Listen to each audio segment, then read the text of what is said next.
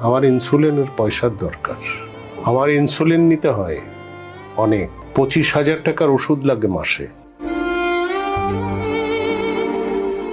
কিংবদন্তি চলচ্চিত্র পরিচালক কাজী হায়াৎ, যার হাত ধরে উপহারে পেয়েছে অসংখ্য ব্যবসা সফল ও সামাজিক বার্তাধর্মী সিনেমা, কিন্তু আজ নিজের চিকিৎসা নিয়েই দুশ্চিন্তায় তিনি।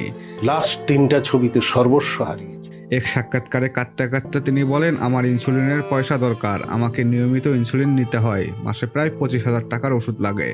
যে মানুষটি সারা জীবন চলচ্চিত্রকে দিয়েছেন, শিল্পীদের গড়ে তুলেছেন, দর্শকদের উপহার দিয়েছেন সময়ের সেরা গল্প, আজ তিনি নিত্য প্রয়োজনীয় চিকিৎসা নিয়ে বিপাকে।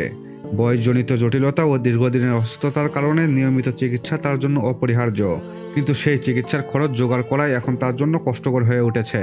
দীর্ঘ ক্যারিয়ারে তিনি নির্মাণ করেছেন একের পর এক আলোচিত সিনেমা এবং গড়ে তুলেছেন নতুন প্রজন্মের শিল্পী। তার হাত ধরেই বাংলা চলচ্চিত্র পেয়েছে ভিন্নধর্মী গল্প বলার ধারা। অন্যদিকে তার ছেলে চিত্রনায়ক কাজী মারুফ বর্তমানে যুক্তরাষ্ট্রে অবস্থান করছেন। শোনা যায় সেখানে তার 2টি বাড়ি রয়েছে। এমন পরিস্থিতিতে অনেকের মনে প্রশ্ন, তবে কেন একজন কিংবদন্তি বাবাকে ইনসুলিনের টাকার জন্য আক্ষেপ করতে হয়? বিষয়টি নিয়ে সামাজিক যোগাযোগ মাধ্যমে চলছে আলোচনা সমালোচনা। কেউ বলেছেন পরিবারের দায়িত্ব আগে, আবার কেউ বলেছেন বাংলা চলচ্চিত্রের অঙ্গনে প্রবীণদের জন্য স্থায়ী সহায়তা ব্যবস্থা থাকা উচিত। সবশেষে থেকে যায় এক বেদনাদায়ক বাস্তবতা।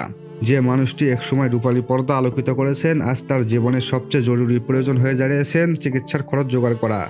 তো ভিউয়ার্স, এই বিষয়টি নিয়ে আপনাদের মূল্যবান মতামতটুকু জানাতে ভুলবেন না।